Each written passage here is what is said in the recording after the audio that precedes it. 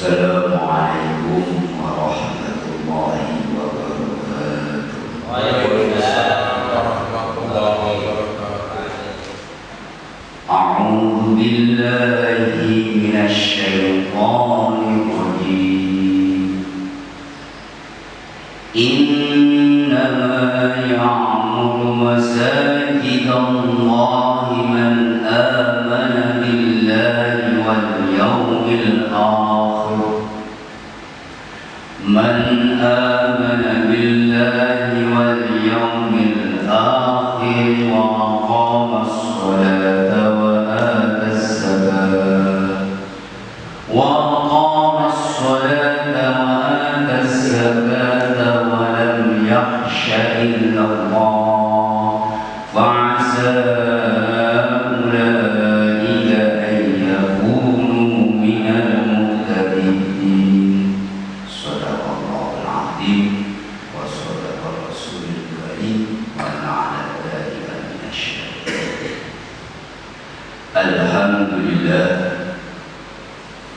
Alhamdulillahilladzi wa'ada ni'amahu wa jannatahu liman 'amila shalihan wa taqa wa hayya 'adzabahu wa irada liman tagha wa 'asa. Allahumma shalli wa sallim wa barik ala sayyidina Muhammad wa ala alihi wa ashabihi wa man tabi'ahum bi ihsanin ila yaumiddin, amma ba'd. Yang saya hormati segenap jajaran pengurus Takmir Mushola Al-Ikhlas yang dimuliakan Allah Subhanahu wa Ta'ala, bapak-bapak, ibu-ibu, jamaah kajian yang diberkahi oleh Allah Subhanahu wa Ta'ala. Pada kesempatan kajian malam ini, saya akan menyampaikan tema tematik yang berkaitan dengan ayat yang saya baca tadi.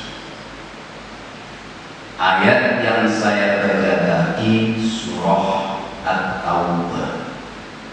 Makanya saya tidak pakai baca basmalah. Bukan saya lupa, memang saya sengaja. Jadi ayat yang saya sampaikan menurut para ulama, tatkala kita membaca surah At-Taubah, kalau pada awal surat bara'atun minallah, maka hukumnya wajib tidak pakai basmalah. Terus panjenengan langsung a'udzu billahi minasyaitonir rajim, bara'atun minallahi wa rasulih. Tapi kalau kita membaca surah At-Taubah, surah Bara'ah, di tengah-tengah ayat, di tengah-tengah surat, mungkin dengan tingali juz 10 misalnya, itu terjadi khilaf. Jadi jumhur ulama mengatakan bahwasanya kalau kita membaca surah At-Taubah di tengah-tengah masih tetap dengan ta'awudz. Tapi ada sebagian ulama ya tidak ta'awudz saja, tapi juga dengan basmalah. Terus panjenengan kantor milih yang ta'awudz saja apa ta'awudz pakai bismillah.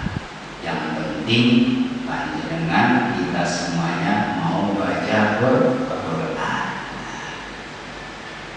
Pada kesempatan ini yang saya sampaikan adalah tentang imaratul masajid, memakmurkan rumah Allah, memakmurkan tempat ibadah.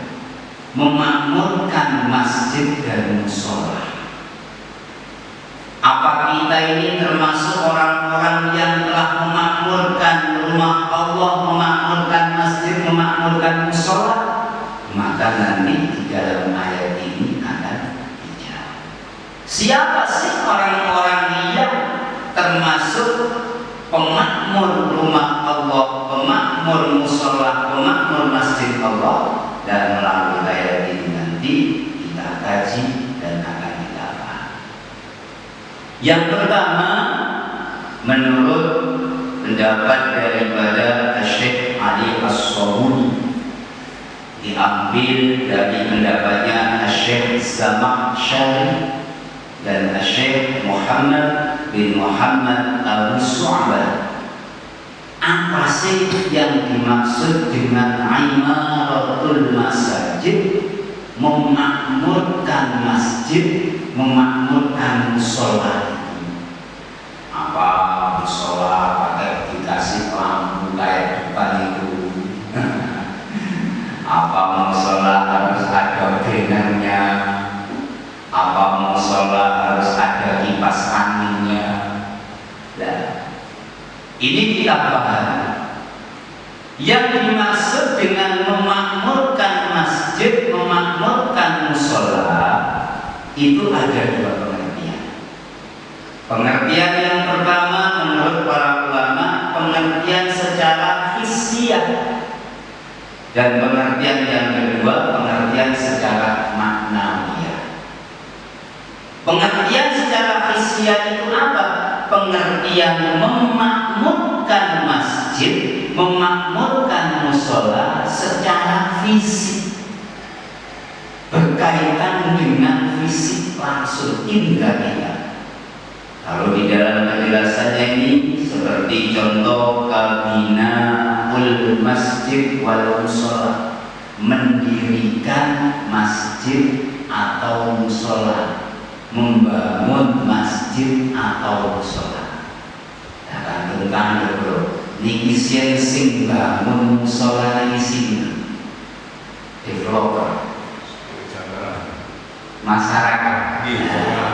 Alhamdulillah, gotong royong. Lah mereka yang membangun, mendirikan masjid musola ini termasuk kategori memakmurkan musola.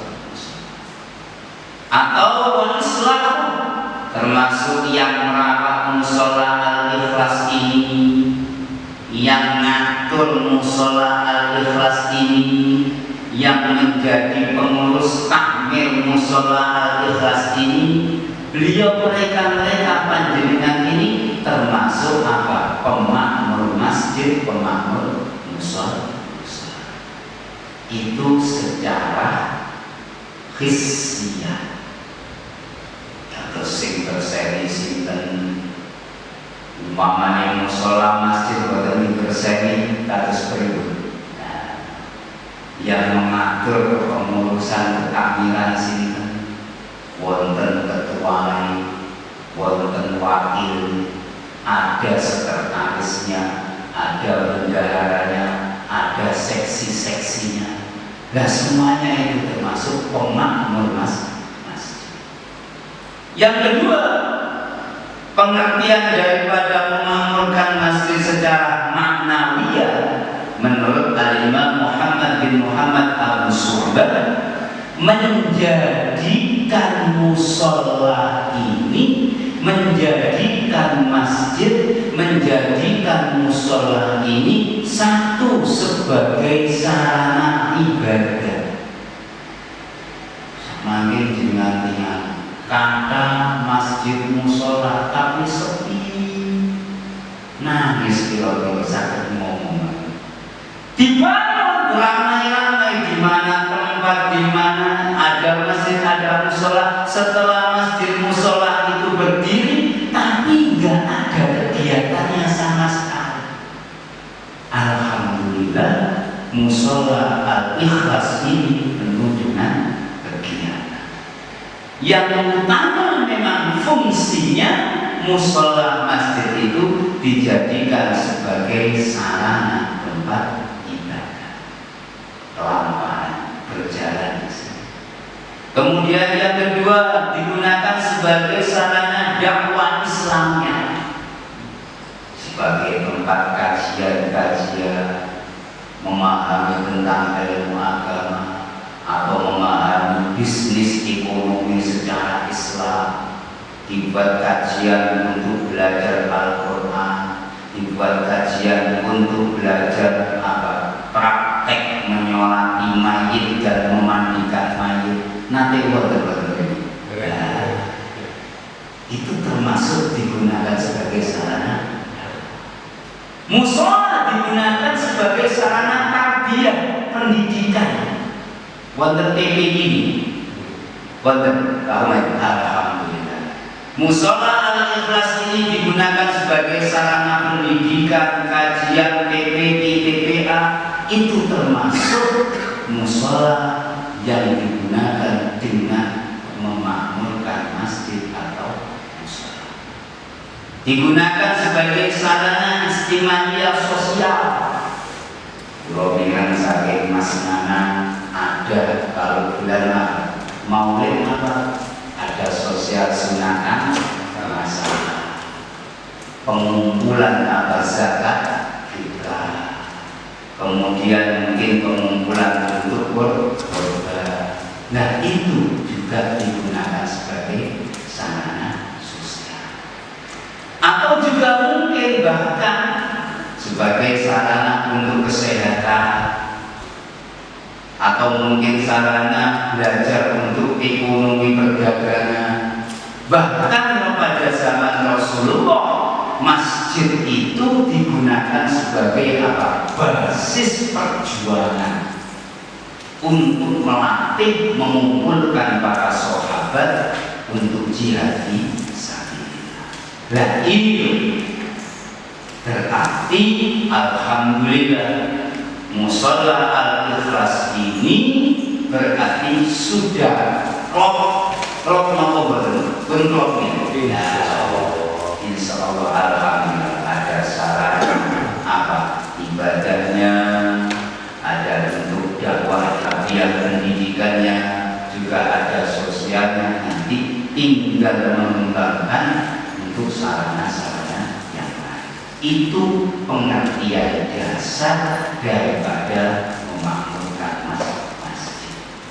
Sebab ada yang memahami pengertian memakmurkan masjid itu ya cuma dipakai ibadah toh, dipakai sarana ibadah toh, tapi yang lainnya.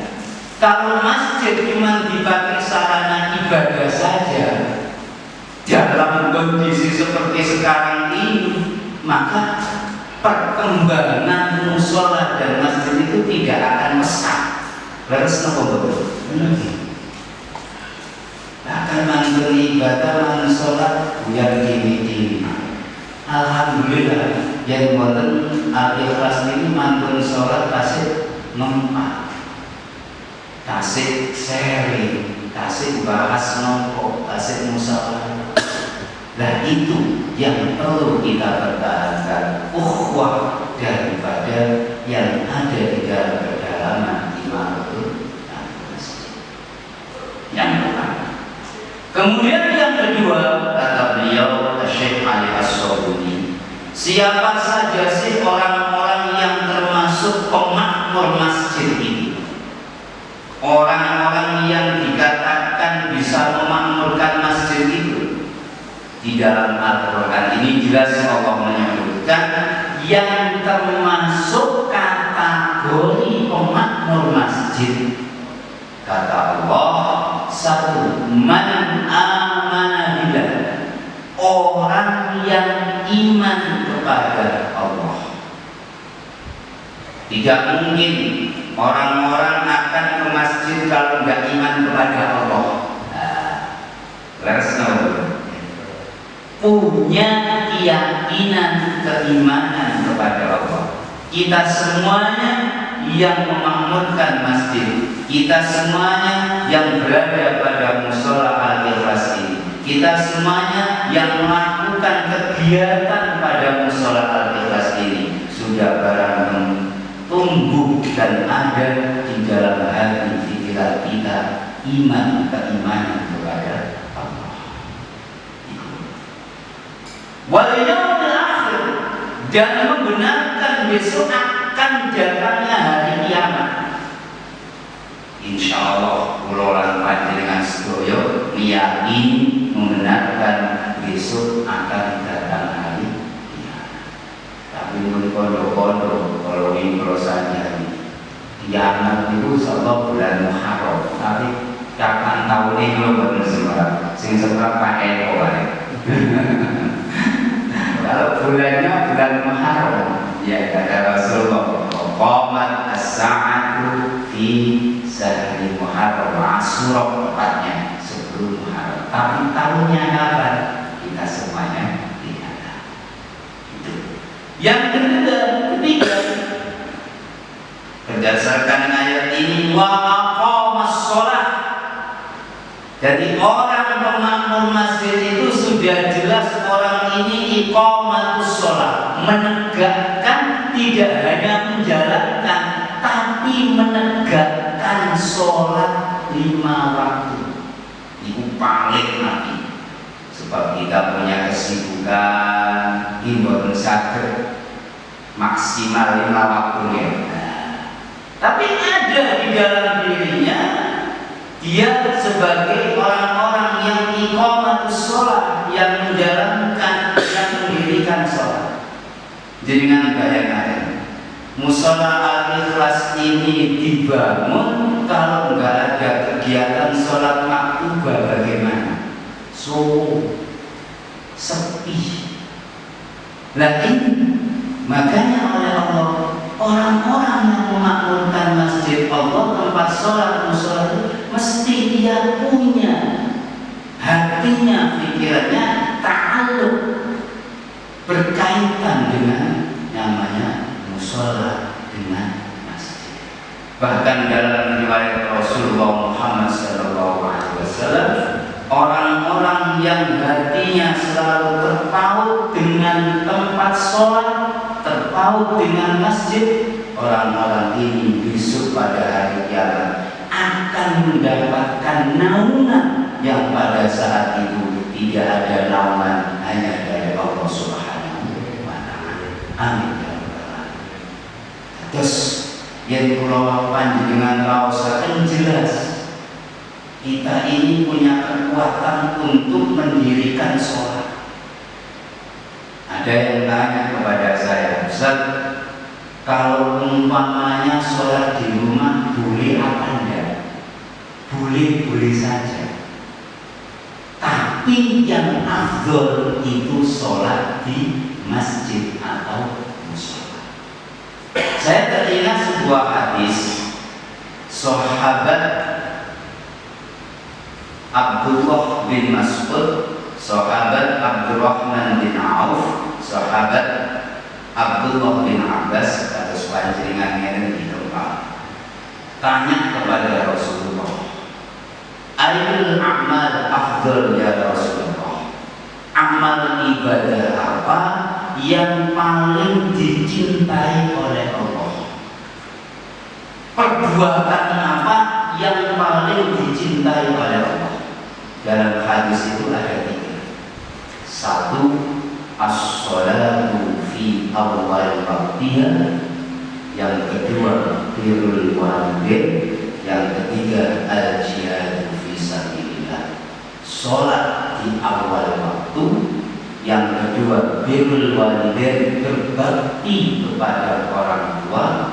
Dan yang ketiga, jihad fi sabilillah, berjuang di jalan Allah. Yang pertama ini. Yang pertama, as-sholatu fi awal waqtiha. Kalau kita memahami daripada hadis itu, ngono yang penting sholat awal waktu di rumah nggak apa, bukan itu.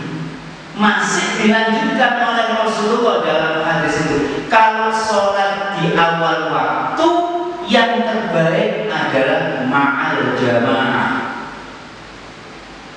Ma'al jamaah. Loh, saya sudah jamaah dengan anak saya, dengan ibu saya, dengan istri saya, dengan mama saya. Masih dilanjutkan lagi.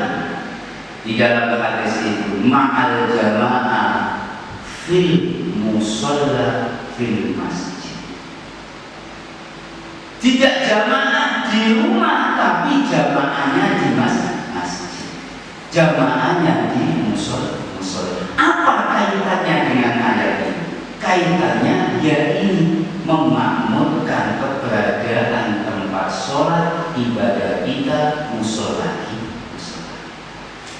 Jadi umpamanya tadi saya katakan ada musola Al-Ikhlas tapi tidak digunakan untuk jamaah, sepi. Dan kata Rasulullah, orang-orang yang ahli sholat jamaah di masjid akan mendapatkan rahmat dari Allah Subhanahu wa Ta'ala, akan diberikan kesehatan oleh Allah Subhanahu wa Ta'ala, akan diampuni dosa-dosanya oleh Allah, dan akan diberikan keberkahan hidupnya. Subhanallah. Pramila jenengan yen mikir, kok sing sapa kok tuwe-tuwe umur itu kok gak mati-mati. Lah karena itu Allah Subhanahu wa Ta'ala sudah berjanji pada Rasulullah, disampaikan kepada malaikat.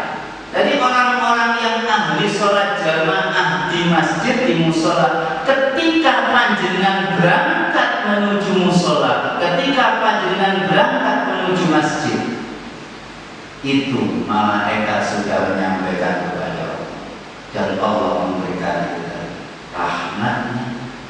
Allah memberikan ampunan dosanya, Allah akan memberikan kesehatan kepada kita, dan Allah akan memberikan keberkahan kehidupan.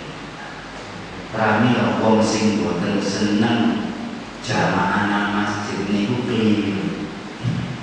Ngapun itu ternyata dibalik perintah Rasulullah tentang sholat jamaah di masjid, dan ada kaitannya sama masjid.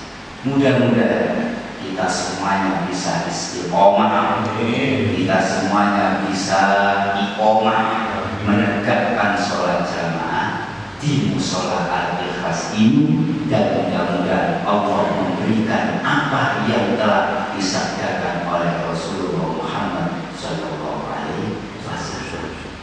Sebagai akhir kata di dalam sabda, di dalam firman Allah tadi, orang-orang yang memakmurkan masjid Allah itulah golongan-golongan orang-orang yang mendapatkan hidayah dari Allah. Asa ayyakunu ulaika humul muhtadun. Itu yang dapat saya sampaikan. Mudah-mudahan memberikan pemantapan kepada kita semuanya. Pulau kali panjenengan ajak istiqomah di dalam memakmurkan masjid, di dalam memakmurkan musola Al-Ikhlas yang keberadaannya wonten lingkungan panjenengan. Amin. Cekap wonten sinten monggo. Sambil nanti dilanjutkan oleh Jawi. Monggo beron sinten. Alhamdulillahirabbil alamin, arrahmanir rahim, maliki yaumiddin, iyyaka na'budu wa iyyaka nasta'in, ihdinas siratal mustaqim, siratal ladzina an'amta 'alaihim ghairil